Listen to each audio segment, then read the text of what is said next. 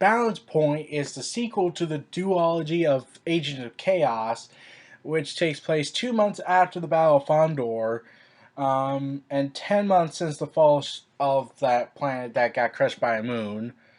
Rogue Squadron pilot Lieutenant Jaden Solo is shot down, injured, and blinded at the Battle of Calabar, and must take medical leave as she recovers. She joins the rest of her family on Duro, the site of an extensive relief effort for refugees, um, and everything's, well, basically gone to hell.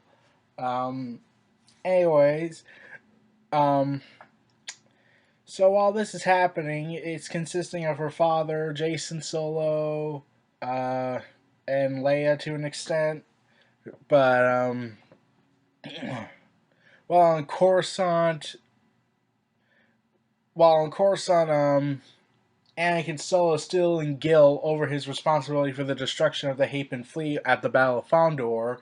Though, of course, I completely blame Thrak and Sal Solo to a major extent, because even though Anakin Solo activated it, he said, no, I'm not going to do it. Then Thrak and Solo says, yeah, fuck that. But, moving on from that, I digress. Jason Solo has a force vision of missing a lightsaber tossed to him by his uncle and letting the galaxy fall to the Vong's clutches, and followed by a voice telling him to stand firm. This leads him to believe that by using the force any further, he will ultimately tip the galaxy to the Yuuzhan Vong's favor. So Jason vows to suppress his force abilities for the rest of his life. We're in the middle of a war, and that's your logic. Okay. Yeah. Does anyone see anything wrong with this? But as the story progresses with Jason's subplot, he finds that the galaxy tipping point is in his vision still falling to the Yuuzhan Vong's side, and meanwhile, Mara Jade is revealed to be pregnant with Luke Skywalker's kid, who would later be named Ben Skywalker, named after Obi-Wan's persona Ben Kenobi. So, yeah. And after a capture of a Vong agent on Coruscant by Mara and Anakin, which ended with the agent killing herself when she found herself tainted by the infidels of the galaxy's natives, Mara, Luke, and Anakin go to Doro to investigate if Kodoro shipping has any affiliation with the Yuuzhan Vong, and even Leia Organa Solo is heading to the Settlement 32's partner, the Gateway Dome. And Nolan Arn, who survived the events of Vector Prime and is posing as a New Republic scientist at Gateway Dome, unleashes a group of moths that chew on symbionts on Settlement 32, threatening to expose the refugees there to Duro's atmosphere, leading to evacuation of a Settlement 32 headed by Jason and Han. The refugees at Settlement 32 are placed in quarantine in Gateway to ensure that the moths do not infest the Gateway too.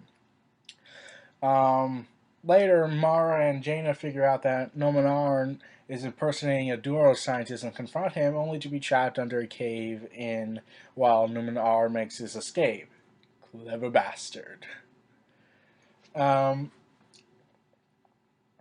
and I'm also wondering, wait, how come Jason has not talked to Luke about these visions since Luke's there? Like, I get this conflict is happening, but couldn't he have contacted him through something? Through a terminal or something before everything went to hell? Uh-huh. Okay. And, well, it just gets worse and worse. As the situation continues, Doro is falling apart thanks to the Yuuzhan Vong, and they officially launch a full-scale assault on it. And though Leia is captured and meets up with the Vong's leader, War Master Teshavong Law, and Randa is killed by Law's subordinate, Priestess Vectica, while trying to protect Leia. Before she can be executed, however, Jason breaks his vow of never using the Force anymore and saves his mother from the War Master. Jason and Teshavong fight, and Jason defeats him when he once again hears voices telling him to stand firm, and he uses the Force wind to knock the Vong out of the window, using the object's using the objects of Leia's office that they are fighting in. So, what do they mean by telling him to stand firm? Like, do we learn this later? Most likely. When the battle of Duro comes to its conclusion, the Yuuzhan Vong have once again won. As usual, and the New Republic saves what refugees it could, including Luke, Han, Leia, C-3PO, R2-D2, Droma and his family, and the Solo kids. I call them the Solo siblings. The remaining survivors are captured, some are sacrificed by the Vong because they have a religious ideology, while others are made slaves. It is revealed that Tis Vong survived his fall but permanently broke his foot and plans to replace it with a living prosthetic. So, then the Yuuzhan Vong make an ultimate demand at the end of the novel, using their organic technology. They call the New Republic this: if you surrender all the Jedi or kill them, especially bringing him Jacen Solo, the one who crippled him, alive, the Vong invasion will halt and they will not attack Coruscant.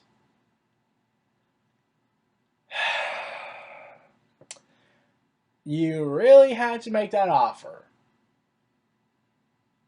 Like, really made that offer. Like, okay, there's just so many problems with this statement.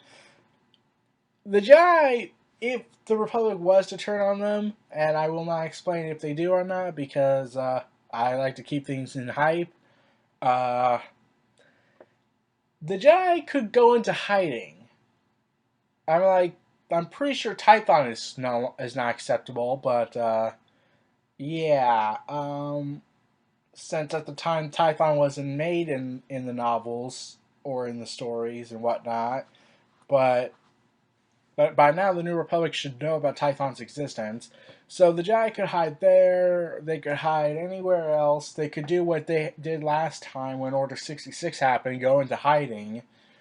But, yeah, it doesn't look well, and considering the Yuuzhan Vong are kicking the Republic's ass and everyone else's ass and taking over the galaxy, I'm pretty certain the New Republic will accept this offer to an extent, or at least do something to make it subtly imply that the Vong are kidnapping Jedi, and then the New Republic tries to make innocence. And with the Senate being all corrupted and whatnot, and infighting happening, I wouldn't be surprised if that's the case. So, anyways, behind the scenes stuff, in the initial plot outline, the second New Jedi Order hardcover was to feature Luke and Mara journeying to a new world to meet with the invading leader, an example of the common mythological motif of entering into the heart of the darkness. With Taz Vong's ultimatum issued at story's end, one of the points of the initial outline is covered. The alien invaders will use the Jedi to pit factions within the New Republic against one another. Notes regarding Taz Vong says he is Darth Vader to Supreme Overlord Shima's Emperor. Jacen is Luke without the blood tie. Again, mirroring the hero's journey as detailed by Joseph Campbell, this book casts Jacen as the reluctant hero archetype as he struggles to reconcile the need for aggression against the invaders with his idealistic philosophies. So this covers in the whole. So this backstory stuff, this behind the scenes stuff talks about how Jacen was conflicted. Like he's supposed to act aggressive, but has a pacifist viewpoint. Like we all know how Jacen turns out in the end, but at the time it was like very conflicting for him, and we can understand his struggle. But yeah, I don't see how. Yeah, I get what he's trying to do, but like we're in the middle of a war. We're gonna have to sacrifice something. And this is not like the Clone Wars or the Mandalorian Wars. This is the war regarding the fate of the entire galaxy. Not one faction conquering another. This is extinction. So you have to compromise some things in order to achieve victory. but not so much to the point that you become the very thing you swore to destroy, like the old Jedi Order did when they did the Clone Wars. So, either way, they're basically damned if they did and damned if they don't for Jason. And considering how Jason Solo ends up later on in the Star Wars expanding universe, he was damned either way. So, those are my thoughts on Balance Point. This was Neo Reality Entertainment. Feel free to like, comment, subscribe, and donate. Stay tuned for more.